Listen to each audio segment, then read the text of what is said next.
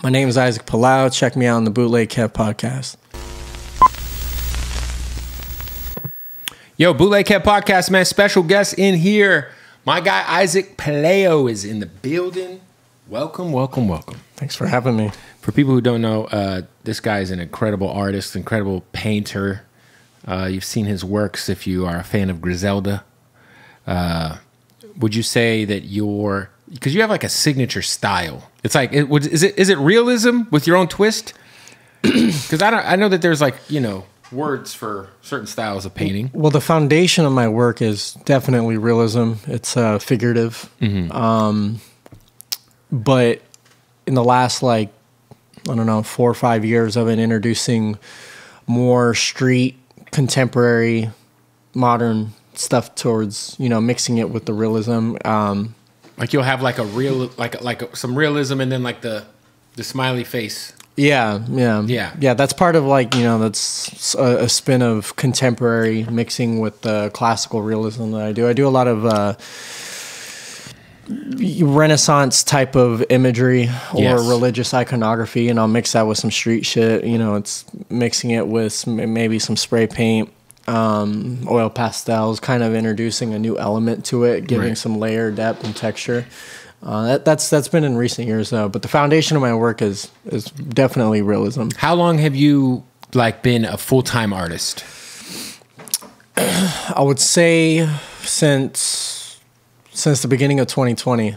That's when you were like all in. Yeah, there was because you were making money before 2020 though. Yeah, for sure. But 2020 was that was the pivoting moment. That's when things really cracked off. Was that because obviously for people who don't know you, if you have seen any of these paintings that you've done, there's like the third eye, and that's kind of like a signature Isaac thing, right? And we were just talking. You just dropped the Tupac print. How long ago did you do that painting? I did that painting January of 2017. That was the first piece that I did incorporating a third eye, and it kind of started. I ended up doing a whole series based off of it because it became really popular. It became popping, yeah. And then, so I did a whole show, a whole body of work surrounding that. Didn't think it was going to take off as much as it did, but when Wes picked up the concept, it really blew up. Westside Gunn, for people who don't know, yeah. So Westside Gunn saw that painting and then just contacted you, and he's got this condo in Phoenix that's just like a little art museum. It's got so many of your pieces in it. Yeah. And I've been to Buffalo to the store, and your stuff's in there. Yeah, he's got a gang of my shit for sure. How many paintings has he got off you? Probably north of 30 now. Damn. Yeah, he's got a lot. He's got a few sculptures, a couple of small pieces, ton of prints. For you, I feel like when you do something like the third eye thing, you didn't know obviously that it was going to change things for you. No, not at all. It's funny because I talk about that situation quite a bit, and still to this day I had no idea. I was just so the story, the way it goes is I was in college in Vegas, and I dropped out. Would you go to UNLV?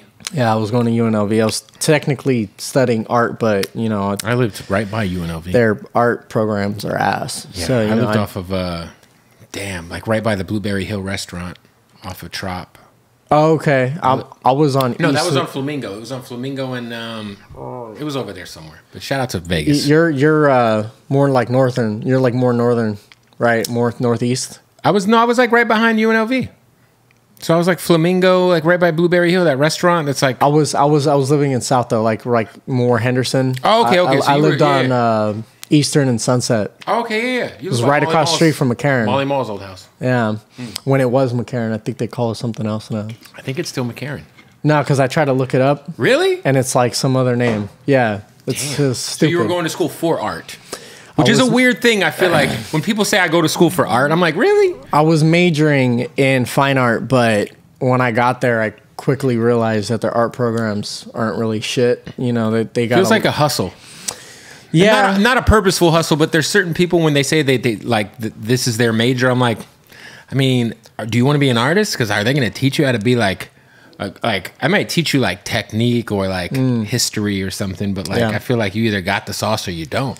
Yeah, I wasn't even planning on going to school. I wanted to go to Pasadena Art Center. That's where most people aspire to go to when they want to learn, more contemporary stuff, kind of further and expand their horizons. But I went to please, my ex's parents, my parents, and I just sort of fell into it. I was like, all right, fuck it. I guess I'm going to go to school, Now I can say I'm in school, set everybody up, and still kind of do what I want. Got the little college experience. But when I started going to school, I was already really proficient in drawing. My portraits in pencil were already pretty realistic, and I already had a sense of a backstory to my work. And I had taken art history in high school, and I felt like I was already I had already built a solid foundation as a young artist. I already had a style. I was already drawing pretty good. I had already been exhibiting my work. I started exhibiting my work when I was 10. Oh, so shit. By the time I was 18, so you were already great at I wouldn't say great. I just already had almost a 10-year head start. So I felt like school was just kind of unnecessary. I already knew what I wanted. I already knew where I was, for the most part, headed. I just figured, fuck it. Maybe maybe I'll learn the business side of it. I should have studied business management, or maybe even theater, because I was doing acting too. So I probably would have benefited more from that. But yeah, I was there for about 2 years. I dropped out, and when I dropped out, I started painting. I wasn't painting up until because that's always, you'll see people who are really good at drawing, and then they end up getting into painting or tattooing. Yeah. And I'm always like, yo, that feels like such a far thing to be good at that. And then because it's different tools, yeah, it's a different way of making art, that's for sure. But my dad's a pretty well-known artist too in the LA community, and his work is some of the most incredible pencil realism I've seen. I would argue he's one of the best pencil artists that I've ever seen. Yeah. So by the time I was 18, I was already drawing pretty close to that level, where we would exhibit our work together side by side, and people would mistake my work for his work, and I would kind of fall into the shadows. And so I already knew then that I wanted to veer off and do, something different that made me stand out, so that I had my own identity. And then painting seemed like the right fit. And luckily, I did, because it was the right fit. It was able to create big work that people responded to. It's so hard to sell pencil drawings. People respond more to paintings, the texture. No, for sure. Color. I feel like if someone's going to spend money on something, spend money on a painting. There aren't pencil drawings that are as coveted as paintings are. If you look at the history of the auction houses and all the pieces of art that is ever sold for the most amount of money, it's all paintings. It's all paintings or sculptures. Drawings, they fall short of it. There's some drawings. I mean, if you're fucking Da Vinci and you got if you're that name and you're this is a Da Vinci hand drawn thing, people are going to spend money on that. But to many, that's priceless. But pencil drawings they're really hard to sell in the art world. So I knew, painting was definitely my calling honestly, it was pretty natural. I started painting, picked up a bunch of cheap tools from fucking Michael's, I think, and just started painting my ass off. I painted every day for a whole fucking year. Wow. And that was like my 4-year college experience on my own. I painted every day with Bob Ross playing in the background, and that was like, I had it was like 8 and 10 years of practice smashed into one year. So after 1 full year, I painted every day of 2016. And then January 2017, I decided to paint the Pac portrait. I had always wanted to do a portrait of Tupac. Yeah, that's one of my idols growing up, one of my inspirations. Because I do music too. So as someone that was, a lyricist enthusiast, that's someone that I've always admired. And I wanted to do a portrait of him that was different from everything else that I'd seen. My dad had done a few portraits of Tupac that I felt were fucking beautiful. And I was like, I wanted to do something that competed. Right. And it didn't dawn on me right away to do a third eye. That just happened midway. I was already halfway into painting it, and at the time I was going through a lot of shit with my parents, with my ex. I was struggling. Dropped out of college. I was, doing tattoos on the side to pay rent, selling a couple of so you were doing tattoos too? I've been doing tattoos since I was 15. Oh, shit, okay. Yeah, and I started doing that when I lived in Texas. Oh. I just picked that shit up randomly. So, I was doing that as a side hustle and selling drawings, doing commissions on the side and working, some part-time jobs that were fucking ass, doing like maintenance or just hustling. Desk work, fucking retail. Yeah, so... Dude, at one point I got hired on at like 3 different retail places at once. It was like fucking Bed Bath & Beyond, Kohl's, and fucking Guess. Did you work all 3 at the same time, or did you just pick like, shit, which one do I go to? Well, I did the training for each one, and I think you get paid off of the training, right? Yeah, so I just collected like 2-3 fucking weeks of pay, and I just was like, all right, I'm out. Like, they were all like, what the fuck? Like, damn. Yeah. So I did that before. Yeah. Call centers. I used to do that. Call centers. I get the call center job, I just do the training and then quit. Yeah, it was just on to the next one. It was pretty easy for me to get hired. I would apply to like 30 fucking places at once, pick which, callbacks, and then I worked at Guess and Steve Madden for a cool minute, and then left that shit too. So yeah, I was doing a bunch of side hustles just to pay rent and to support my and like my painting journey, because that shit ain't cheap. I can imagine supplies, paint, brushes, canvases are not like canvases are what, like $25? Oh no, dude, they go for I mean, if you're buying small canvases, but my large canvases are like $200, especially when it's quality stuff. And I paint on wood panels, so it's a little more. Yeah, because like you could probably get like a cheap canvas at Michael's and spend like $80 or something. You could tell the difference between in art. It's important to use good shit. Like, I'm always impressed by people trying to make good art with cheap equipment,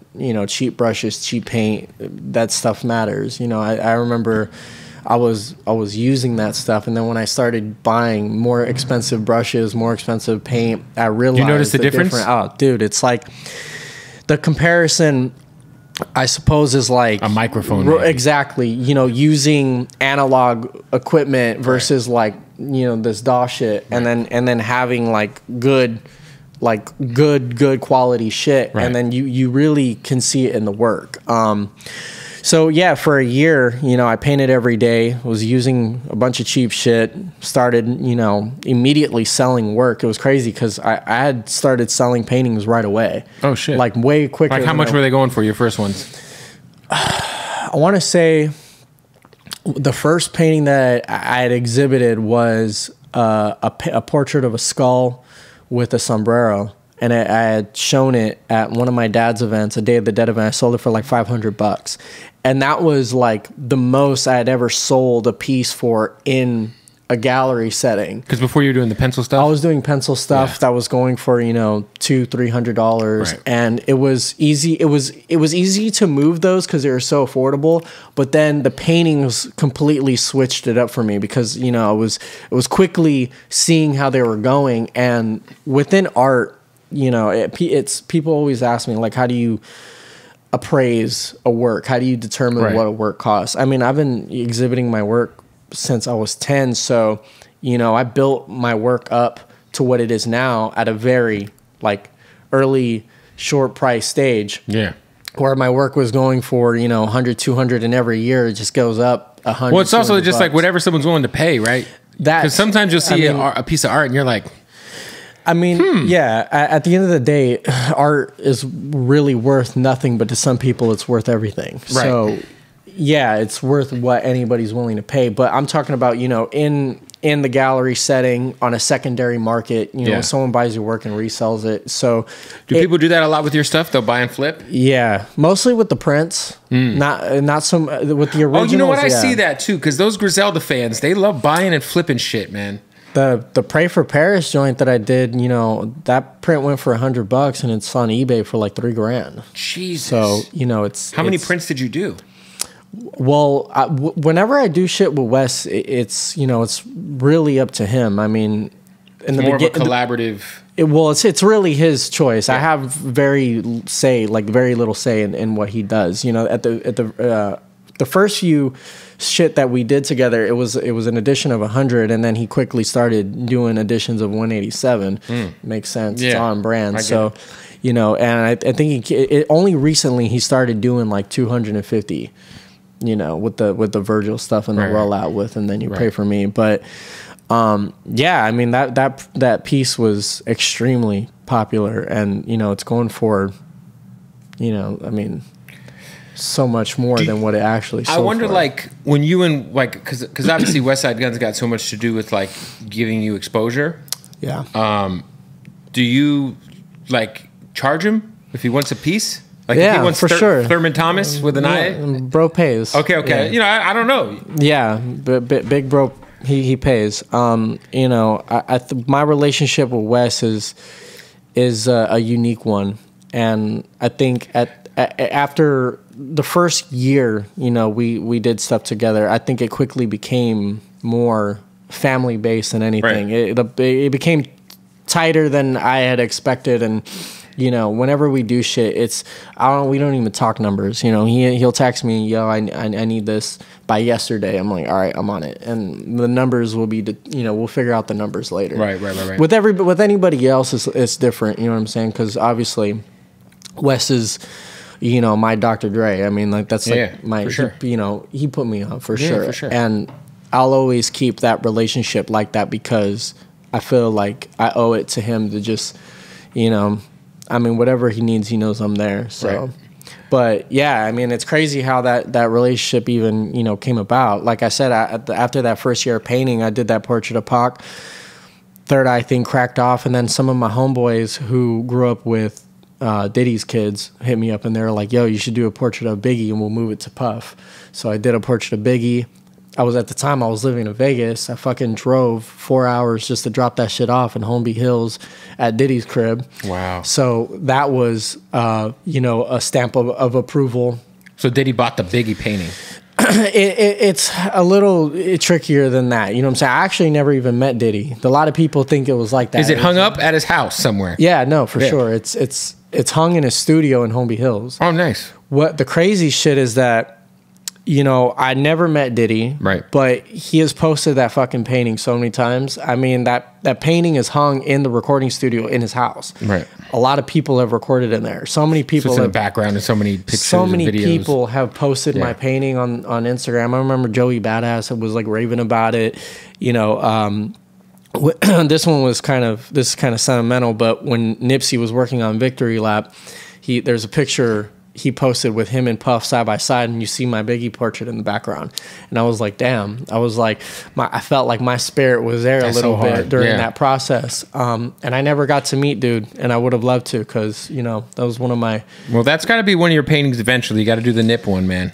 Well, I did a Nipsey portrait a while back for the Real Street Fest. Oh, I was hosting that. Yeah, I was... it was like...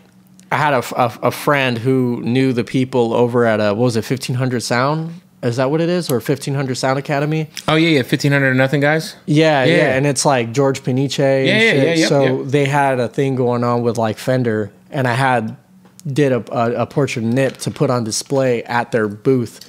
So I had that. That was the only portrait I did of him. But, I'm not really big into doing...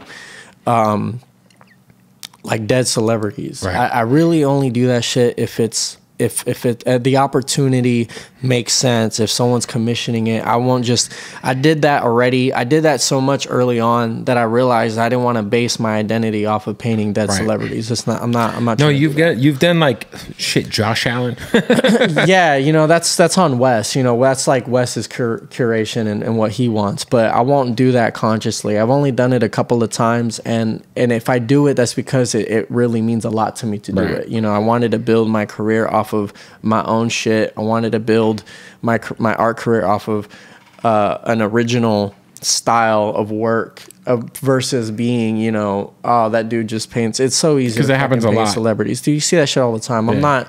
I think a lot of people misconstrued me with other artists. Like, I'm not an IG artist. If IG disappeared, you still are. I'm still gonna be like, you know, it's kind of like modeling, right? It's like you could be an Instagram model, but could you like do print work? Yeah, no. Like, do you have an agent? Like, exactly. You know what I'm saying? It's different. There's a lot of motherfuckers that don't exist in that world, but they exist on the social media platform. So if that shit disappears, it's like a lot of these TikTokers, you know, a lot of these TikTok motherfuckers had to find a path, because when TikTok started to fall off, you know, they had to do something. So either they got into music, they got into acting, modeling, definitely started doing a bunch of that. I was gonna say, have you had anybody who just straight stolen your style? I mean, all the time. Yeah, that shit happens weekly. You know what I mean? People tag me in shit that people will do, and it's like third eye shit or smiley face shit. You know, I remember Fashion Nova had dropped the whole line, and they dropped some third eye smiley shit, and I tried to hit them up. I was actually going to go over one of their billboards they had down in Hollywood. I was going to fucking blast that shit. That'd have been hard. But I got a fear of heights, so I'm not doing that shit. That shit was way too high. Damn. I actually went there like twice. On the second time, I was like, all right, I'm going to go up there. But I was like, the billboard was right above like a fence that had the fucking, like the spikes and shit. Oh yeah, so you're like, if I fall backwards, yeah, I'm like, I'm not risking this shit. Like, I'm Final Destination. Yeah, I'd rather hit like one of the homeboys to fucking go hit this shit. Yo, they steal so much. Yeah, they do. Them, Sheen, like all those companies, dude, they steal so much from like small artists, small creators, like small clothing lines. Even they'll steal a fucking clothing line design. There's no way they didn't see my shit, dude. It was a third eye smiley face. Where else you gonna see that shit? With drippy, like exactly with my the red shit. Drips and shit. Yeah, everything was crazy, and I was like, everybody was tagging me in it. I was like, these motherfuckers, you know what I'm saying? I'm like, it's cool. I've had a lot of people, you know, try to bite the shit, and maybe, you know, it's possible that motherfuckers just got the same idea. It's possible that they, you know, you know what it is too is your work's so popular, people will see it and not even care to see like, oh, what is this from? They just see it, and then they're like, oh, we're just gonna replicate this without thinking of you. Motherfuckers will get inspired and they'll run and do their own shit. I mean, I would have loved to even just, you know, had the conversation of doing a legit collab. It was like, bro, we can make so much more by just doing this legitimately. You know what I mean? But yeah, people bite the shit all the time. And it's funny when Wes hit me up, you know, he immediately responded to the third eye shit. That was what he liked. And he goes, dude, it's the craziest shit, because I had discovered who Wes and Conway was in an article about them signing to Shady. And at the time, you know, I was following a lot of hip hop pages, you know, kind of trying to stay up to date with what was going on. Because I started putting a lot of music out in like 2018 and, you know, writing a lot. And so I was trying to stay up to date, and I saw that article and I looked into their music. I was like, damn, these motherfuckers are dope. Had no idea who they were. I was like, these dudes are, obviously, like, I probably had the same impression as everybody else. Right away, I spoke Wu-Tang, but I was like, I thought these dudes were like some old heads that I just never heard of. Right. And then fast forward, that was like in June or July of 2017. Fast forward to September, I get a DM from Wes because Hip Hop DX posted my Tupac painting. So he was like, yo, dude, he's like, I fuck with your shit. He was like, you know, I just bought a new crib. I want to acquire some work.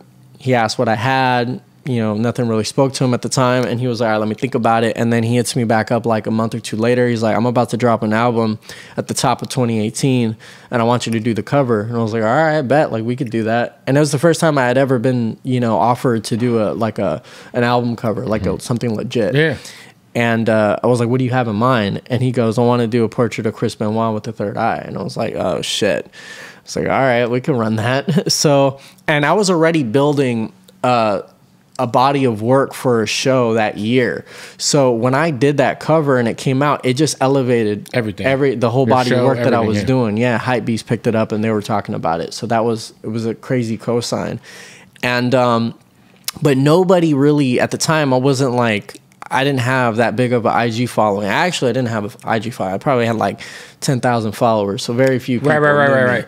So when they saw my Third Eye series, a lot of people thought I was biting Wes. They just thought that I was. They were like, didn't realize that you're. Yeah, I would get a lot of people in my comments being like, "Damn, this shit looks like Westside Gun shit," or "This motherfucker's like I'm the one who painted that and shit." I'm like, fucking and I just like at the beginning I'd have to like explain to people, and then I just started. Now when it still happens. Right. When it happens, I'm just like, man, shit's funny because I'm like, dude, these motherfuckers. People are stupid, man. They just don't know. Yeah. But that's why it's like, you know, my IG is fucking like from top to bottom. It's just filled with Westside shit. So I'm like, how do you not know? You know what I mean? Like, it's been 6 years now. Like, how are you not caught up? But yeah, it's funny. So, you know, a lot of people, because Wes put that shit out, a lot of people started copying it. Especially the smiley face thing. You know, I'll see a lot of people doing portraits of Wes with like a third eye, with like smiley faces and shit in the background. And it wasn't like a conscious thing. Like, I'm gonna paint third eyes and smiley faces, and that's what's gonna hit. It just happened, you know, and people responded to it really well. Want to give a shout out to our family, our new sponsor. Shout out to Munchies, man. It's Thanksgiving. We love the Munchies, baby, all right? Want to give a shout out to Munchies, the market leader in the hemp and cannabis space, of course, offering you federally legal, award-winning hemp products that are comparable to your favorite cannabis products, all right? And it can get shipped straight to your door. And check this out, the craziest sale of the year. So much going on, so many products. I love the Strawberry Dream gummies. Let's pop these boys open. All right, this was dope. The biggest sale of the year, 40% off any order, 40% off any order of $60 or more right now. If you go to their website, go to deltamunchies.com, use the promo code BOOTLEG or BOOTLEG KEV. You can use either one of those, BOOTLEG KEV, all together. You're going to get 40% off any order. This is what's dope about their gummies, all right? Their gummies are so good. 100 milligrams per gummy. So you see all these. There's 1,000 milligrams in the box. They're vegan. They're made with real fruit, and the flavors are crazy. You've seen the Strawberry Dream. They also got the Apple Berry Nectar, and this one right here, the Tropical Passion. All right, and let's not forget that they also got the vapes for you. Yeah, that's right. This is the Grape Jelly Runts. Grape Jelly Runts, rather. Oh, my God, that packaging looks good. I'm about to... Also, they got the Strawberry Shortcake, and they got the pre-rolls, the Double Doinks, man. These ones right here are the Lemon Cherry Gelato. That's a hybrid. And look, you can get 40% off right now. 40% off right now. All you have to do is go to deltamunchies.com. Use that promo code BOOTLEGKEV or BOOTLEG. You'll see it down below. All right. And get 40% off your order of $60 or more. Now, this is important because the sale ends November 30th. So head on over to deltamunchies.com. Get you some of that slushy juice. These are very good. 4-gram blend of live resin, THCP, and Delta 8. You can get 5,000 hits out of this bad boy, plus free lanyard in every bag. DeltaMunchies.com. Bam! All right, wait, we got to stop the interview. This is an emergency. MyBookie just sent me an email. This week is Thanksgiving week, and we have an emergency offer. Sign up at mybookie.ag. We're going to have so much football to bet on Thanksgiving. How about all the NBA that's going to be happening on Black Friday? Oh, football weekend is going to be crazy. And right now, this is very exclusive to the Bootleg Kev podcast. They're doing a 110% deposit bonus. That's right. This bonus offer is 110% deposit match up to $1,100. That means if you deposit $1,000, you will get $1,100 for free. Put right into your account to gamble with. What are we doing? Go to MyBookie right now. MyBookie right now. Sign up. Use the promo code BOOTLEG. And this only is going on until November 26th. That's Sunday. All right? So from now till Sunday, if you sign up at MyBookie, you're going to get 110% deposit match bonus. All right? That means you put in $1,000, you're going to get $1,100. You put in $100, you're going to get $110. Did I do that right? My math's fucked. All right. But listen, shout out to MyBookie. All right. Sign up mybookie.ag. Use that promo code BOOTLEG. This is so exclusive, y'all. This is only happening this week. So make sure you sign up if you like to gamble like me. Let's get this money, baby. I was going to say, for you, like, I know that, you know, you just did a commission piece for Peasy, the Fat Joe piece. Like, if somebody hits you, you don't have to give us your business, but like, what's the conversation start at if they want to commission a piece with you?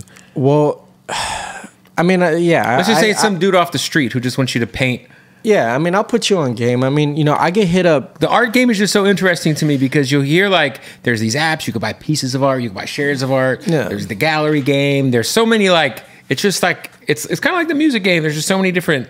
Yeah, I think during 2020 though, I kind of things change. I'm telling you, like a lot of shit changed for me in 2020. Yeah. There was a lot of things that happened that elevated everything that I was doing, and I kind of beat the gallery system, especially the galleries that I was working with at the time. Up until, you know, then I had never had representation. I had exhibited my work in tons of galleries and some museums, but you know, I kind of skipped a lot of steps during that time because when Pray for Paris came out, I had a lot of attention having done the alternate cover that Virgil did. Yeah. So a lot of people, you know, had their eyes on me, and I sold a lot of work by myself. You know, I never had an art dealer, never had an advisor or any type of manager or representative. So, you know, my process was very like it became on some trapping shit. You know, that's how like a lot of the shit. That's what it felt like. Like I felt like the last 4 or 5 years, I've been trapping my shit just straight up. Like the formula is so simple. Like I don't even know how to explain it to people in simpler terms. You know, people think that there's some sort of crazy formula, and I'm like, nah, dude. It just sort of happened where it was it's organic. You know, when Wes hit me up, it was as simple as, yo, dude, I want to work with you, and I was a fan of him. And I was like, yeah, let's do it. You know, there was no contract. There was no business meeting. It was like, what do you want to run? You know, he sent me some images. I was like, all right, let's run this one. We did it and gave him a price, and that was it. And that's just, it's super straightforward. You know, like, so I don't do projects for just anybody. So not anybody can just hit you? No. Like, in the beginning, maybe, but I quickly started to realize that, you know, I had the opportunity to say no to a lot of shit, you know, in the beginning. Because what is like, if you say yes to something, what is the time that it takes to put one of your paintings together? It just depends on the project. It depends on, you know, what I got going on at the time. If I'm already working on a bunch of shit. But I'm saying like in terms of just like hours, man hours, actual painting. I mean, you know, it depends on how big the piece is, how much detail there is. I mean, I can bust out a painting pretty quickly if I really put everything aside. Like let's say the Fat Joe one. Well, Fat Joe is that's a 5x5 painting, 5 feet by 5 feet. I think I did that shit in like 30 days, like a month's time. But I was taking breaks. You were doing other stuff. There was stuff that was happening in between. But you know, it's like when Wes hits me up, and he's like, "Yo, I need this shit by yesterday." I'm like on a 3-day timeline. Like I got. So you'll tweak out and just finish, dude. Straight 12-hour days, just back to back, nonstop. Whew. Yeah, like when I did the Jordan and Virgil portrait, I did those both in like 3 days, like collectively. Like, yeah, like Virgil took me like 1 day, and then Jordan took me 2 days. But that's because I had to. I don't think it really matters how fast or long it takes for someone to create something. I could work very quickly just because I know. Like once I start, I'm locked in. It's like a rapper. It's like, you know, when they jump into a studio, it's like they already got the material laid out. Just give them a fucking beat, and once they're in, they're in. You know what I mean? It's not like you know. And then you got some of these artists who take, you know, a year or 2 years to make a project because they're like taking their time, they're reminiscing on it. With me, I could just jump into it. I'm already, especially when Wes hits me up, because when Wes hits me up, it's like. It's synergy, like that energy. Just I get locked into it, and then I'm already on it. You know, there's nothing that's gonna slow me down when I'm working on his projects. But yeah, I don't take on just any projects. I quickly started to say no to a lot of shit. You know, I keep the group of people that collect my shit is very tight. You know, there is a wait list. You know, there is a process, sort of an evaluation process to get my shit now. Oh, that's sick. You know what I mean? And I mean, that's a good place to be in. Yeah, it is. But, you know, it all, and I get it. You know, I know everybody wants it. But that's why I started, you know, doing the prints allows people to acquire my work on a scale that's, you know, it's like not everybody's going to afford a $30,000-$40,000 painting, but you know, the prints, it allows the work to be accessible for everybody, and that was, you know, important for me to establish, because I want everybody to have my shit. Yeah, you know what I mean. But the the original shit, it's like that's, you know, that's reserved for, you got to come, it's like you got to come correct. You know, I get a lot of people that'll hit me up and they'll assume that the work is, I mean, I really don't care what the price of shit goes for, but, you know, it took me a long time to get to where I'm at, and, you know, it's hard to explain that to everybody. And then when people hit me up and they're like, oh, what's your work going for? And I'll give them a number and they're like, damn, that shit's crazy. Like, I thought, you know, I got to wait a while. And I'm like, well, you know, it's cool that you didn't know. It's fine. But I'm like, you know, what do you expect? Like, you're hitting me up because you see that West fucks with me, Peasy fucks with me. I'm doing shit for fucking Benny. I'm doing shit for all these people and doing collabs with so-and-so. I'm like, come on, what do you expect? Like, don't, you know what I mean? That's why I got certain things pinned on my page so motherfuckers know. Like, you're not going to go to so-and-so, you know, super established and just... Well, yeah, you're not going to go to, like, ask Timbaland for a beat and then be surprised when he tries to hit you upside the head. Yeah, and I'm like, I wouldn't even, you know, so, but it takes people to ask so they know. So, you know what I mean? But that's why I'm like, you know, I don't know, people, I guess they don't really do their research. I mean, you could find the price of shit on like Artsy, you know, my shit's there, you know. What's Artsy? Is that kind of like... Artsy's a marketplace for to sell art, you know. I got a bunch of art listed there through some of my dealers that sell my stuff. So, you know, there's prices there. I mean, and you know, it's the shit that I do with Wes is not a mystery, you know what I mean? I mean, the prices are there. He talks about it. Yeah, but at the end of the day, I really don't think the price of shit matters. That's just what it is, but you know, I think it's what matters more is like the projects that I'm working on. I try to keep it very curated. Again, I'm not going to just do anything. I've had people come at me with, you know, a bag and they're like, yo, I want you to do an album cover. I'm like, well, I don't even know your music like that. I don't even fuck with, you know, I don't know anything about you. So I'm like, I'm not going to just do it because you're waving a bag in my face. Like, I don't need the money like that. You know, I'm more what makes sense. Yeah, I'm concerned about what exactly, like, does it align with what I'm doing? And, you know, because some people will hit me up and they'll be like, oh, we want you to do some like Alec Monopoly type shit. I'm like, well, then go get a fucking Alec Monopoly. Yeah, and that shit, I mean, shout out to that guy who's obviously really successful. But that shit is so like, what is that like? Yeah, I mean, it's to me, like, you know, that shit is very like, if you go to a scammer's house, you might see some fake Alec Monopoly shit. Yeah, for sure. You know, it's like you're not going to go... It's different. It's just different. Yeah, you're not going to fucking, you know, no one's going to ask Timbaland to make him a fucking, you know, Murder Beats type beat. Right. It's different. It's different. It's like, or some shit. So, yeah, you know, I get a lot of that too. Someone's asked you to make something like that? Oh, that's crazy. I get that all the time. Or I'll get a lot of like, you know, if sometimes I will humor the situation, you know, I'll always hear people out and see what they want just because I don't know. That's just me personally. I always hear people out. And sometimes, you know, if the opportunity is something that piques my interest or I believe in it, then, you know, I'll consider it. But a lot of times I'll get some goofy ass, like, you know, idea that people want to do. And I'm like, yeah, I'm not doing that. Like, I'm not doing that shit. Yeah. Or like people will want me to do some shit like I'm not gonna say no names, but because I don't want to sound like I'm hating or clowning. But I had a homeboy hit me up to do a project, and I'm a fan. And he was like, I want to just for his house, you know, I want to commission a piece. And he had this crazy ass like idea about doing a portrait of him on like some like Viking battle shit. And I was like, dude, I don't paint shit like that. What? Like, you know what I'm saying? You're like asking me to paint like Frank Frazetta. I don't paint like that motherfucker. Like, you see my work, you know what I'm saying? So like, if you got something that falls into what I do, then, you know, then I can do it. But you're asking me to paint some like fantasy mystery shit that I don't like even. That's not what I do. I'm not even on. Yeah. So, and I think people who aren't that learned about art and how artists, you know, operate, they just assume, oh, this dude can paint. He can paint anything, and it's like, I'm not gonna just. Well, you also don't want to paint anything. Exactly. Yeah. It's like asking fucking Tarantino to do like a love film or some shit. Yeah, to do like a rom-com. Yeah. You feel me? Like, it's like, you're not gonna ask it. Like, nah, he's gonna make what he makes, because he's mastered that. You know. So, what's been your favorite painting so far? Because you have so many dope ones. The Mike Tyson one recently was hard. Obviously, the Elizabeth Taylor one's probably my favorite. I got that on a hoodie. That shit's clean. Yeah, you know, I think it's really hard to.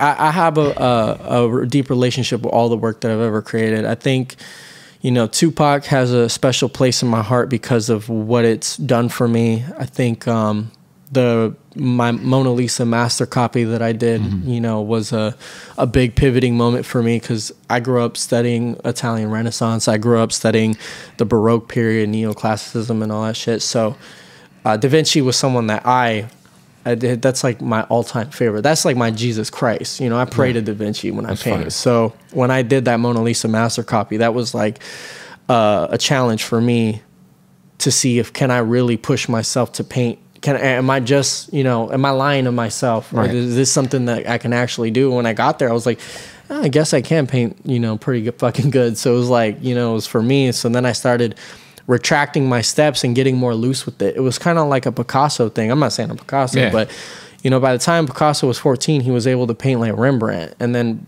it took him a lifetime to fucking, you know, find that style. And it wasn't up until he developed Cubism to what it is now that took, you know, gave him his voice.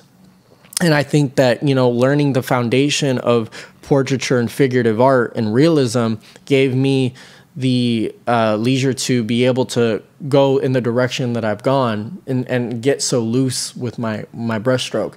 You know, a lot of people, a lot of my aspiring artist homies will ask me, you know, how did I find that, you know, that stroke where I was able to get so loose and make it work? Because a lot of people think that, you know, just because you can paint or draw real, that's what's going to make you successful.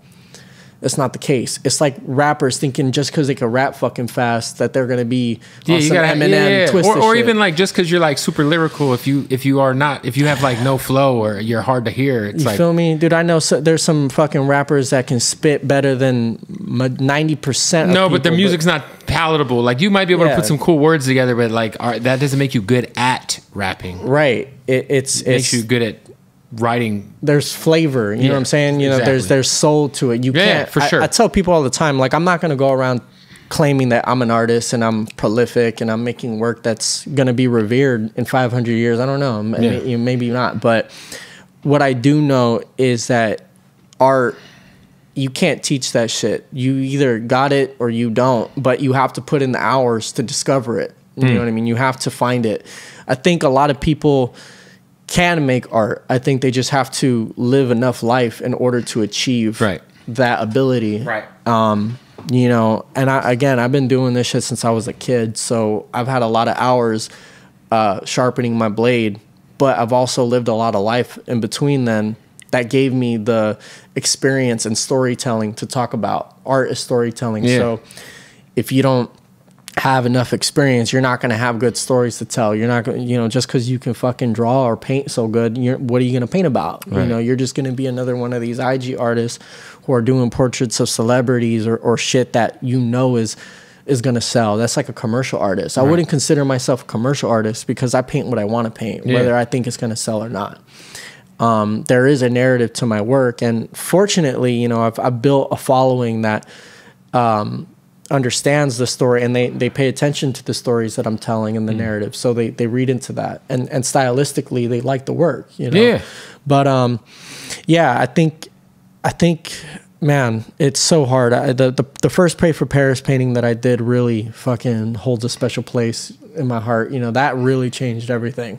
That smiley face shit, like, that's what really set my whole shit off. I think I have that on a t-shirt too. That's the shit that set everything off, dude. It's like this. In 2020, when that shit came out, I sold maybe like, I don't know, close to 100 original paintings that year. I bought my house off of that year. That's crazy. And then the following year just developed even more. And, you know, again, I probably sold anywhere between 200-300 works every year since then. Crazy. That's a lot of fucking work. It's a lot of paintings. That's a lot of work. That doesn't even include print sales, merch sales, commissions, or hand embellished, you know, prints. Hand embellished prints are, you know, those are, I don't know if you're familiar, what you have is a hand embellished print. Okay, So that, you know, holds a little more value than just the, you know, the large edition print. If I'm doing an edition of 100, I might do 10 hand embellished joints and, you know, touch it with pastel or spray paint, and those are super limited because I'll only do no more than 10. That makes sense. So that, you know, including those prints, originals, like, the hustle since 2020, 21, 22, and this year has been fucking monstrous. I was gonna say, Hey, what up, y'all? We got to stop the interview, tell you about our good folks at King Palm. That's right. Let me tell you about King Palm, man. It's all we smoking over here. What I love about King Palm, terpene-infused flavor in each one of these. These are the margarita. Now, this is kind of the wave I've been on recently. These margarita ones are fucking fire. No tobacco, no nicotine, straight raw, organic, fresh leaves. And what's dope is they got the tip. You squeeze the tip, you hit one of these boys, and you just get hit with that flavor, man. You get hit with that flavor no matter how big or small the palm is. You know what I'm saying? This is what's dope too.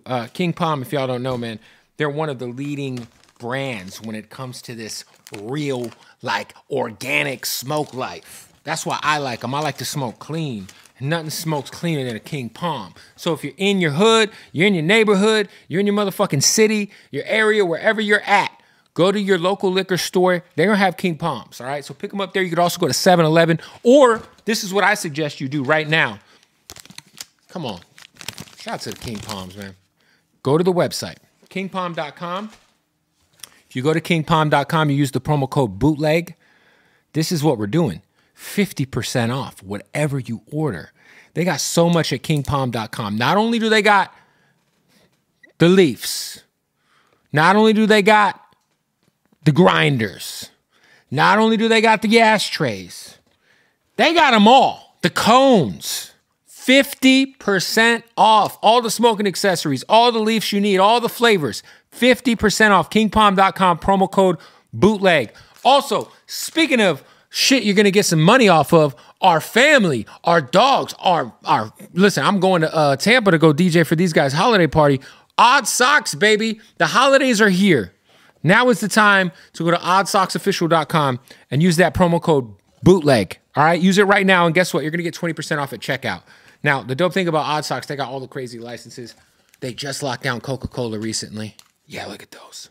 They just locked down Hasbro, so they got Power Rangers, Transformers, all that. I mean, look, they got Cheez-Its, bruh. You know what I'm saying? They got Hershey's chocolate, bruh. They got WWE. They got Breaking Bad. They got Top Ramen. They got the drawers. They got the socks. They got the slippers. They got the hat. They got the belt. Whatever you need, oddsocksofficial.com. Load up for the holidays.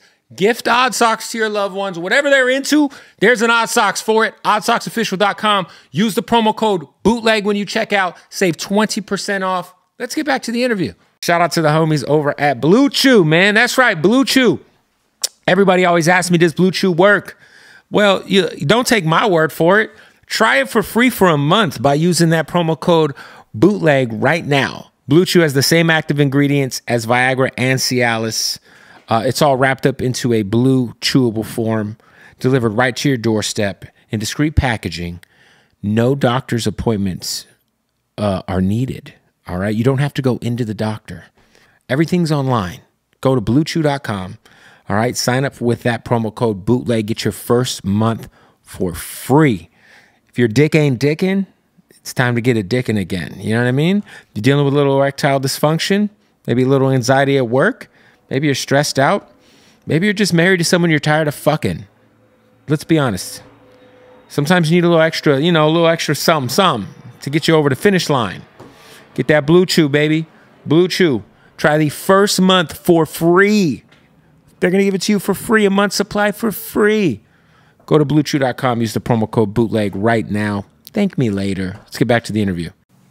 Can you share with us the most you've ever gotten for a painting? Well, the Last Supper joint, the $100,000 painting. Yeah. That one was great. That was from my show last year, But I had, who bought that? Well, that's just someone private. That's Wes's painting. That's Wes's, okay. But I had spoken to Wes like 6 months prior to doing that work, and we already had the agreement that it was his. Where does he have it at? Well, I shipped it out to Atlanta. Okay.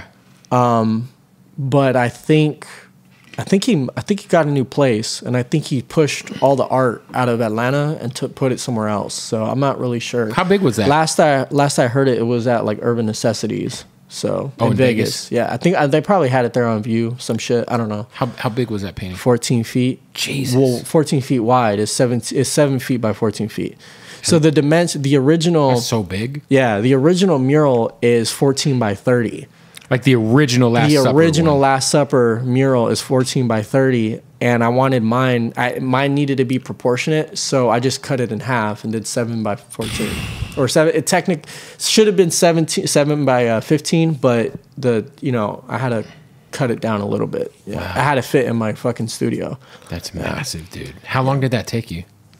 4 days. 4 days? Yeah, that was the last. So you saw the show that I did last year, the show called The New Renaissance. Mm-hmm. So I had It only took you 4 days to do that? Well, it was the last piece that I was working on for the show. I did 70 pieces for that exhibit, and that was the last one that I was working on, and I wanted it to be the last one because I needed to have all my focus on it. Yeah, I was working on 5 paintings at once, just while one's drying, I'm working on the next one. And I didn't want to do that with that one. That one had to be painted at a certain pace. And it was the same situation. It was like 12-hour days, just nonstop, boom, boom, boom, just smashed it out. What is like for you, like I feel like there's so many talented artists, mm-hmm. but there's, I've seen like so many people who I know who paint, who are dope, but like for whatever reason, they can't pop. Or create the demand for their work. For you, is there any advice? You obviously were put in a position where you had a light shine bright on you, but for somebody who's a struggling artist, who's very talented, what would be the advice you would give them in terms of like how to kind of like try their best to make a living off of their passion, Yeah. I mean, it's tough. I feel like a lot of it has to do with being at the right place at the right time. Yeah. Because there's a lot of talented artists that I know, people that I've known for years, and they're still, trying to pop off. Yeah. And I think a lot of, this is what I know for sure. Being a fine artist and having a career, half the battle is making good art, and the other battle is being a good networker. And like in every business, it's not what you know, it's who you know. And what's that where like the gallery game comes in? Well, it just, what relationships do you have? Right. Because as an artist, there's a lot of people who do make art. A lot of people that you see on social media, they have no idea how the real art world operates. They don't know nothing about the galleries, the art dealers, the auction houses. Because like, will you have like an art dealer shop your pieces? Recently I started working with multiple dealers. I've always had people that try to, what do they do though? Like, are they like, they have a clientele? They have a clientele. Say, hey, this is what I got. Exactly. They have a clientele list that, maybe they have clients overseas and those clients have built a relationship with them. And an art dealer or advisor's job is to advise collectors what they should own. You know what I'm saying? It's very curated. So they're almost like selling it to them, like, "Hey, this is you need this. Yeah, this is a good investment." There's a lot of people collect art as an investment.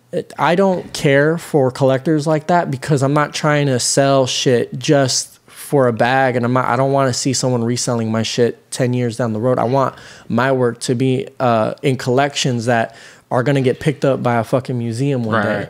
Collections that are going to be alongside people that I admire, or a collection is really storytelling. It's like someone who collects shoes or cars. There's a reason to collect all that shit. You know what I'm saying? There's a passion behind it. As opposed to someone who just buys shoes to flip them. You feel me? Right. Or someone who, you look at a lot of people's art collections today, they're going to have, fucking cars with Murakami, and they're gonna have like a fucking print by I don't know, some random contemporary commercial artist. And I'm not downing those artists. I'm a big fan of Murakami and Kaz and Shepard, all these guys, but just a lot of people buy shit just because of the name that goes behind it. Yeah.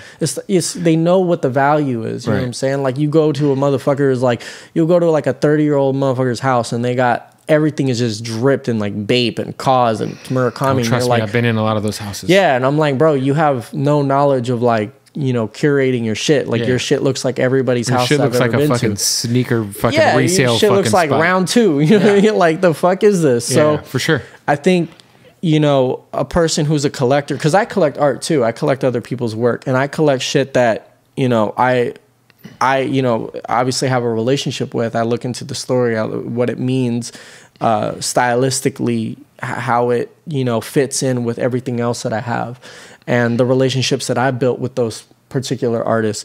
So in my opinion, I feel like, you know, as a collector, yeah, or as an artist, I want my work to go into collections that are well curated and that are going to last or even be talked about, you know what I'm saying? Like, it's like Jay Leno's car collection. How many times do people talk about that shit? For sure. You know, but there's a lot of people that own 30, 40 cars, but no one gives a fuck. It's like, you got... It's because Jay Leno's collection is different. Yeah. Well, that's what I'm saying. It's different. It's well curated. Sure. So that's the same concept. And I feel like, you know, yeah, so, you know, art dealers, their job is to, you know, talk to their clientele and advise them, hey, this is a market to get into. This work fits in your... I mean, a lot of it is, you know, is going to be cookie cutter, and a lot of it is smoke and mirrors, but...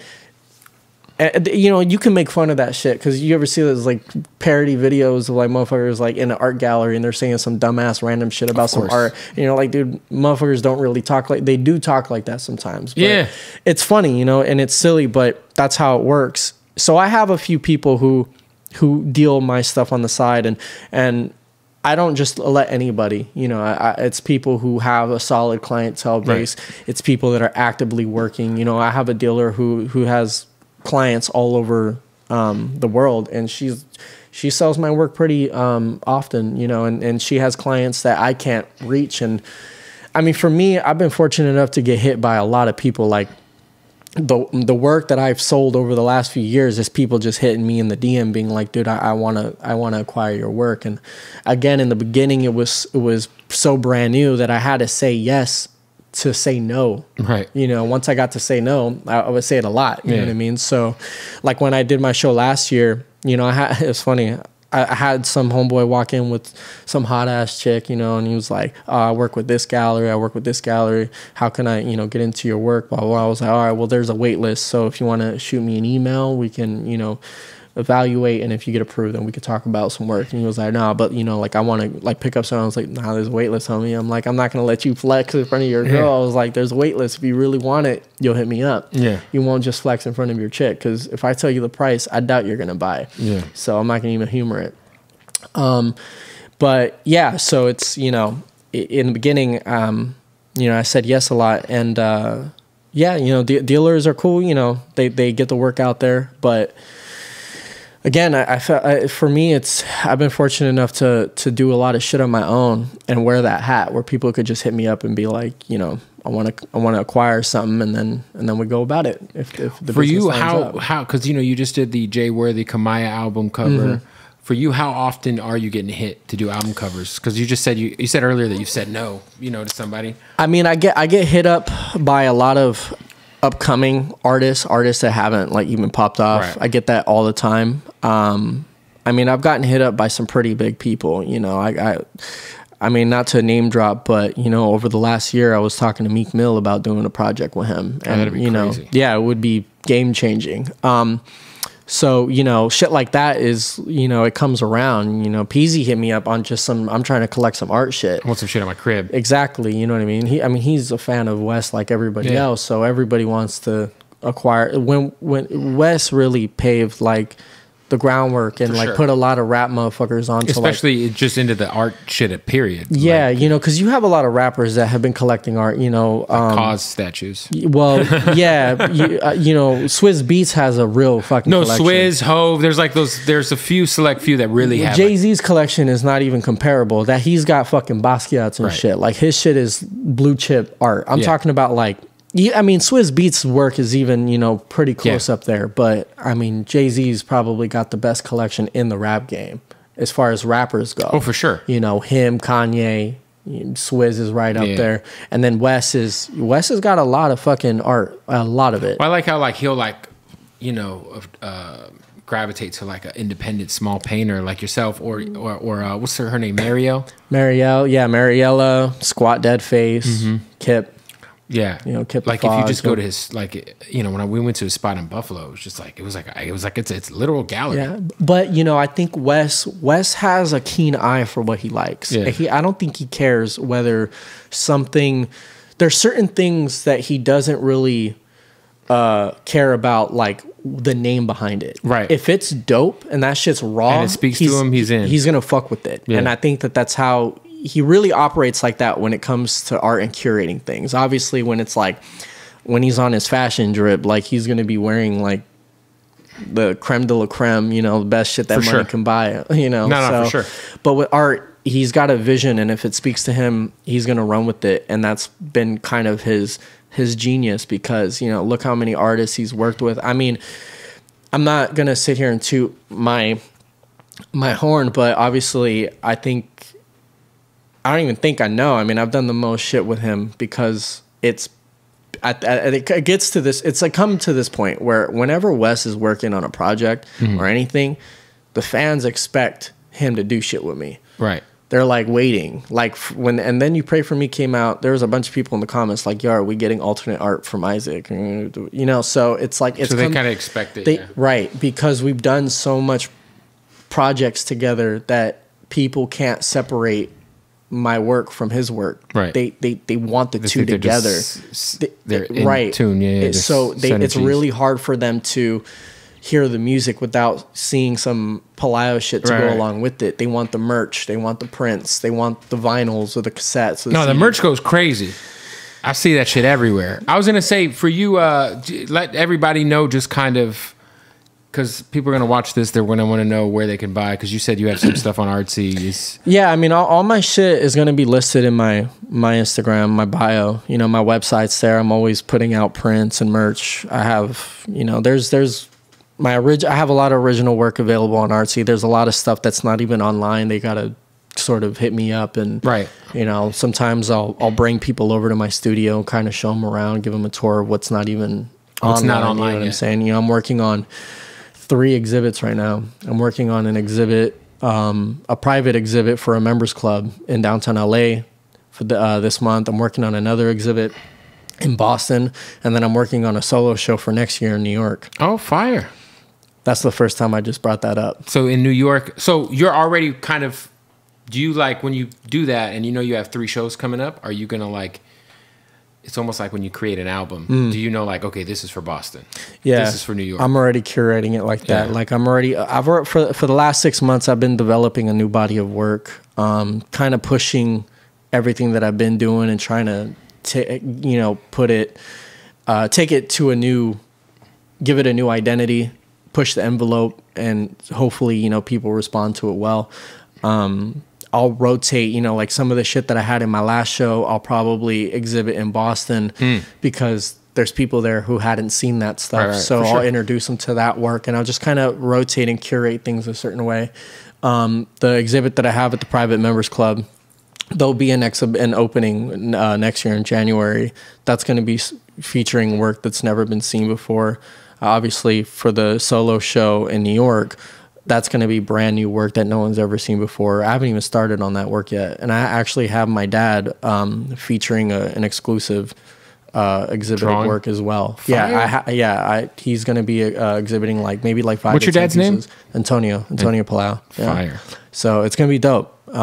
I'm excited to put that out there. I mean, I just did, but officially, you know, roll out and start inviting people. When is it in New York? It's going to be June 6th. Oh, so you got time. In Manhattan. 6 months. Well, 7 months. Yeah. Yeah, but that's dope, man. Congrats. Yeah, thank you. It's gonna be lit. You know, it's gonna be presented by Inked Magazine, so they're backing it. Fire. Yeah, man. There it is, man. Well, I appreciate you pulling up, brother. Thanks for having me. Go follow this guy. Go buy some prints. You just dropped the Tupac prints. Are there any available, or are they sold out? That shit sold out. Dunzo. Okay. Well, there'll be some more prints of something coming. Yeah, I got some shit. I got an extension of that drop coming out. I think next month. So, you know, if they didn't get an opportunity to cop that shit, they can get an opportunity to cop some other shit. Last question. I always am curious. Yeah. How do you scan a painting to where you can do the print? Well, there's scanners out there that, you know, scan super high res, but I don't have that shit. I don't have that shit costs a lot of money, but there's other ways to go about it. You know, sometimes you can take a high res photograph. I used to have a guy years ago. I used to have a guy that would photograph my pencil drawings and color correct it, make it a super high res TIFF file.